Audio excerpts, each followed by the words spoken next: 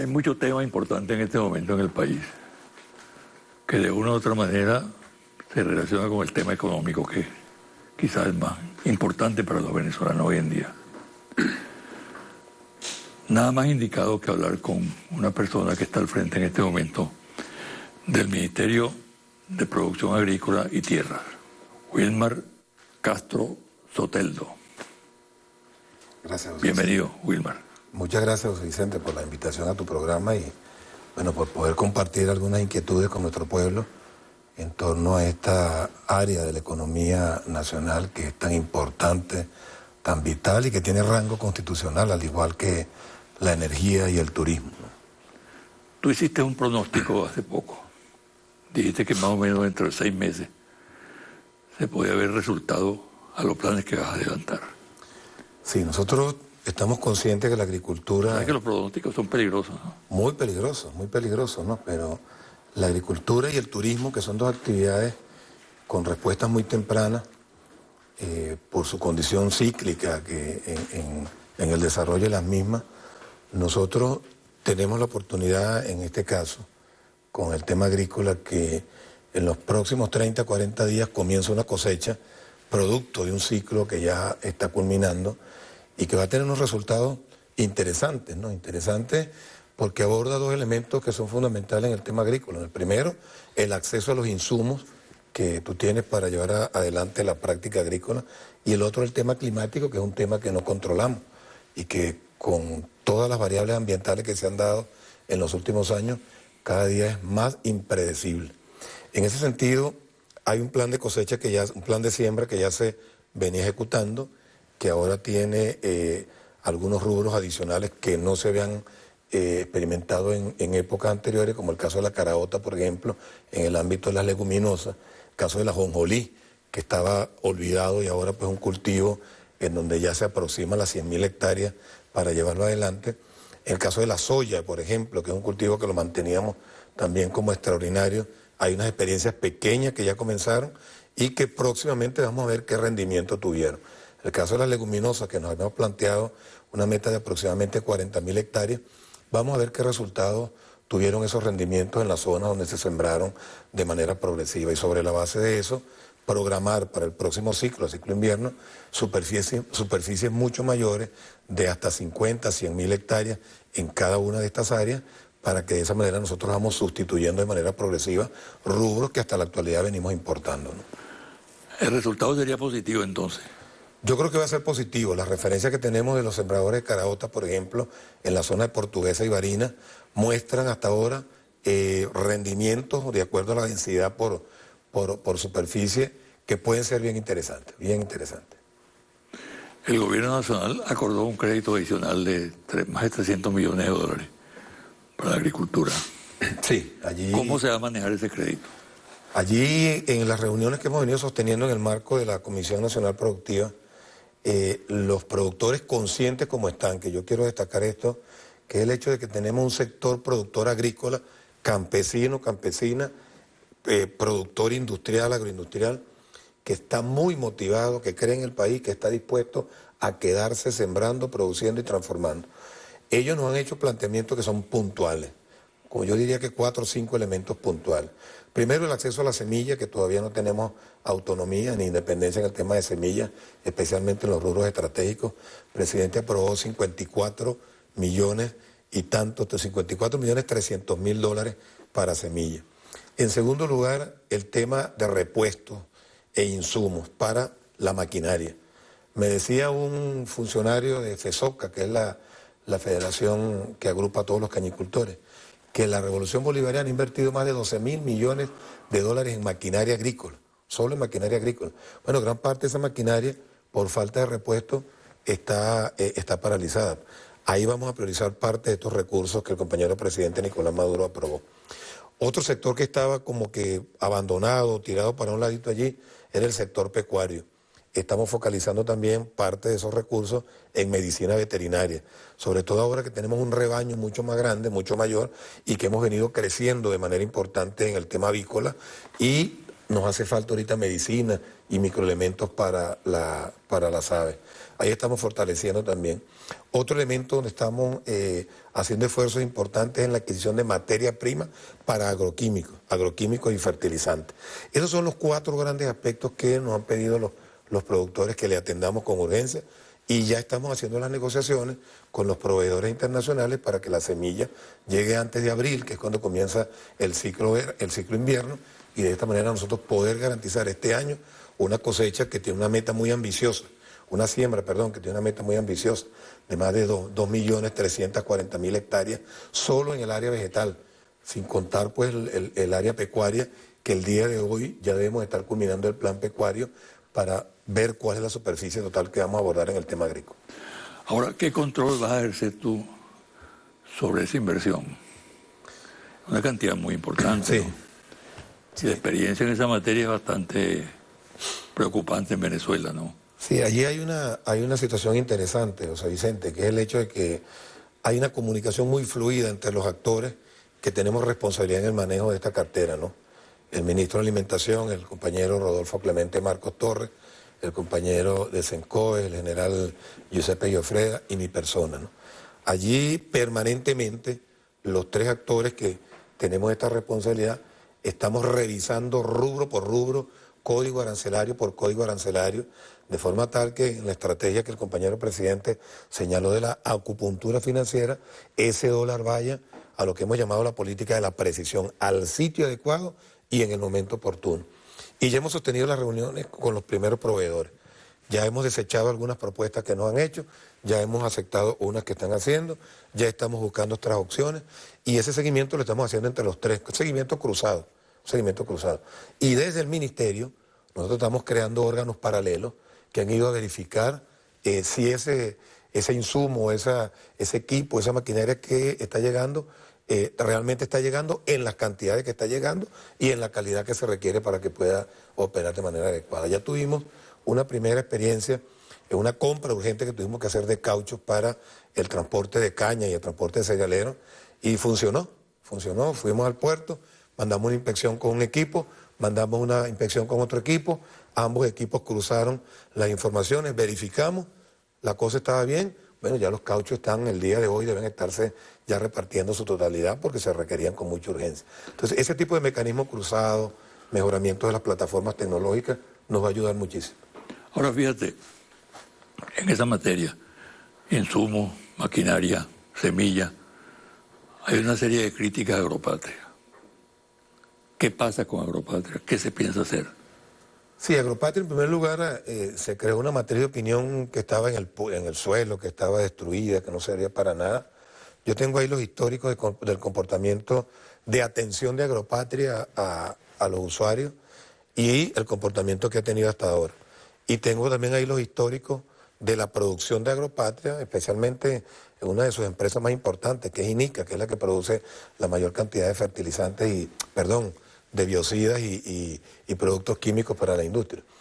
Y cuando tú comparas las cifras desde el 2010, 2008, 2010 y 2015, los volúmenes de producción actual, inclusive teniendo en consecuencia el crecimiento que ha tenido el tema agrícola, tanto animal como vegetal, los volúmenes actuales son mucho mayores, y están las cifras registradas, auditadas. ¿Y la crítica que se formula ¿En qué se centra es la intencionado o es...? En algunas hay razones. También algunas hay razones, claro que sí. En algunas hay razones. Y esas razones obedecen a que Agropatria pasó de atender 114.000 usuarios que tenía a casi 412.000 usuarios, de los cuales el 70% corresponden a asociaciones y gremios, que todavía lo sigue atendiendo. Incluso ya hemos acordado que esa atención que se viene haciendo a las asociaciones, a quienes se les entrega directamente el insumo correspondiente, ellos se encargan de la distribución. E incluso Agropatria les hace un descuento tomando en consideración el costo de transporte que ellos asumen. ¿Qué pasa? Que Agropatria antes no atendía al sector pequeño ni mediano, al campesino, a la campesina, que ese es un sector que es muy grande en volumen y de repente tiene poca superficie, está muy disperso también porque no está agremiado. Y muchas veces el insumo le llega a las asociaciones y no le llega a ese sector, que es aproximadamente un 30%. un 20% que atendemos nosotros con la banca social y un 10% que es independiente, que tiene su parcelita, su conoquita, etcétera, etcétera, y eso impide que le llegue, pues cuando va a buscar, ya todo se lo ha llevado el grande o el mediano. ¿Qué estamos haciendo? Agropatria pasó de 53 tiendas que tenía a 101 tiendas que tiene ahora. Llegó a tener en un momento tope de la ocupación que hizo el gobierno nacional, 113 tiendas en todo el país. Ahora estamos diseñando un mecanismo de desconcentración de la distribución, le estamos pidiendo a los gobernadores allí todo el apoyo, los gobernadores conocen quiénes son los productores que están en sus estados y ellos van a ser supervisores de que esto les llegue a cada uno de los productores que realmente lo necesitan. Mira, Wilmar, aquí hubo un momento en que se produjo una serie de expropiaciones a troche y moche que afectó fondos en producción, algo que determinó la caída de la producción en rubros muy importantes, particularmente en el estado Zulia y en otras regiones del país. Hay una queja reiterada de que esa situación afectó severamente el proceso productivo en el campo. ¿Y qué se va a hacer en esa situación concreta? ¿Cuál es la respuesta? Sí, fíjate, cuando uno compara los volúmenes, José Vicente, de la producción, sobre todo en el área pecuaria, que es el área que quizás tuvo mayor afectación de ocupaciones forzosas que hizo el gobierno nacional, una por razones de carácter estratégico, otras por razones pues que no las voy a señalar en este momento. En primer lugar, la mayoría, si no la totalidad, de esas ocupaciones forzosas están todas en revisión y están todas en procesos legales que se están llevando adelante, incluyendo la de Agropatria, ¿no? ¿Y están en producción? No todas, no todas. Hay una porción de ellas que sí están produciendo, no en los niveles macro que producían estas grandes empresas que tenían esta finca, te repito, especialmente las pecuarias, pero en el caso de la agricultura vegetal, muchas de ellas se han venido recuperando. El presidente nos ha ordenado una revisión profunda de esos rendimientos a objeto de fortalecer lo que hemos llamado nosotros un plan de rescate de los rescates, porque allí incidieron muchos factores. Esas ocupaciones se hicieron y no se le hizo el seguimiento correspondiente desde el punto de vista técnico en el acompañamiento de quienes iban a estar allí, y eso trajo como consecuencia la ausencia de insumos, implementos, herramientas, etcétera, que se requerían para explotar ese predio de manera adecuada. Y por otro lado, pues los que producían, cuando iban a vender los productos a las redes normales, pues prácticamente esos mercados no eran accesibles porque no tenían el RIF, el NIC, la cédula, la foto de la novia, la partida de nacimiento de la abuela, etcétera, lo que mermó enormemente la producción. Nosotros hemos venido, y yo puedo hablar de la experiencia de Portuguesa, haciendo recuperaciones importantes allí, en predios que están en manos del Estado, y hemos tenido resultados relativamente satisfactorios, ¿no?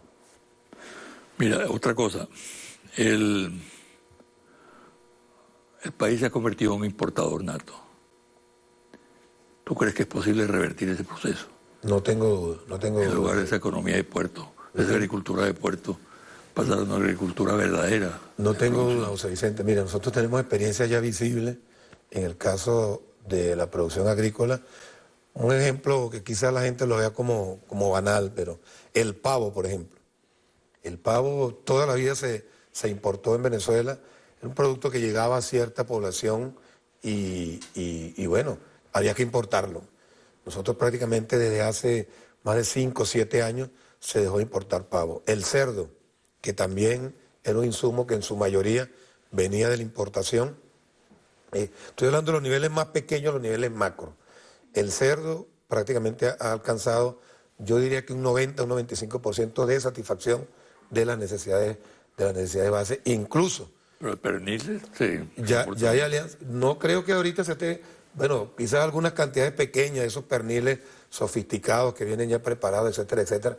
Pero más bien, te pongo un ejemplo de Plum Road, por ejemplo, que acaba de hacer una compra importante de accionaria de una empresa que es la más grande productora de cerdo del país, precisamente para exportar una vez que ya hay un mercado prácticamente satisfecho en el país. Y el pollo, que todos recordamos, estábamos tú y yo quizás todavía en la primera etapa del gobierno del comandante Chávez, las cantidades de pollos que se traían de Brasil y otras partes del mundo, esas cantidades se han reducido en más de un 70% como consecuencia del crecimiento que han tenido tanto las pymes avícolas, que en el año 2003 eran un grupo reducidísimo de pequeños productores que nadie los atendía y ahora prácticamente satisfacen el 40% del mercado nacional, y los grandes productores que han existido, como el caso del Tunal, por ejemplo, que es un productor gigantesco, y otros como el Tunal, como Procría y otras empresas que están por allí, que han venido satisfaciendo de manera progresiva el consumo de alimentos. En hortalizas nosotros no importamos hortalizas. Inclusive el durazno, que era un producto totalmente importado, ya no se está importando porque hay suficiente producción en el país. ¿Qué pasa con algunos rubros como el maíz, por ejemplo? Que somos uno de los pocos países en el mundo que consume maíz blanco. Y para darte una cifra, solo la empresa Polar, que produce alrededor de 50 millones de kilos de harina precocida al mes, bueno, consume el equivalente a 240.000 hectáreas de maíz. El equivalente, teniendo en consideración los rendimientos normales. Nosotros no tenemos la suficiente capacidad para producir el maíz, pero estamos en condiciones para producirlo. El maíz amarillo, que venía compitiendo en precio con el maíz blanco, bueno, el maíz amarillo se produce en muchas partes del mundo, ahí estamos importando porque hay un crecimiento fundamental de las plantas de alimentos balanceados para animales que consumen prácticamente maíz amarillo, y por supuesto nosotros no vamos a sacrificar superficie de maíz blanco que no se consigue en el mercado exterior para meter superficie de maíz amarillo. Entonces, ¿qué estamos haciendo? Equilibrando.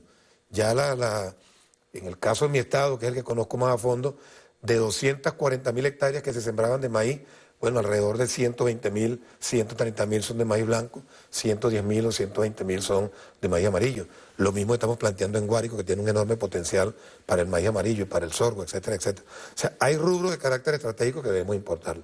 La gran debilidad que tenemos, y ahí es un reto que nos hemos planteado, es el tema de la semilla. Nosotros quizás no le dimos la suficiente atención de producir semillas en estos rubros estratégicos, y por ese sentido, pues, vivimos dependiendo de la semilla que nos mandan de fuera y le damos poca importancia a la que producimos en nuestro país. Ese es el gran reto que tenemos en el Ministerio. Vamos a hacer una pausa, ¿no? Porque, y al regresar, vamos a hablar un poco de la situación que se presenta en el mercado, ¿no? Estos datos que tú estás dando de la agricultura son estimulantes, evidentemente, pero eso no se refleja en el mercado, ¿no? Las grandes carencias que hoy afectan a la población. Así es. Y que determinan esas inmensas colas que tienen traumatizada a la gente, ¿no? Vamos a hablar de ese tema al regresar.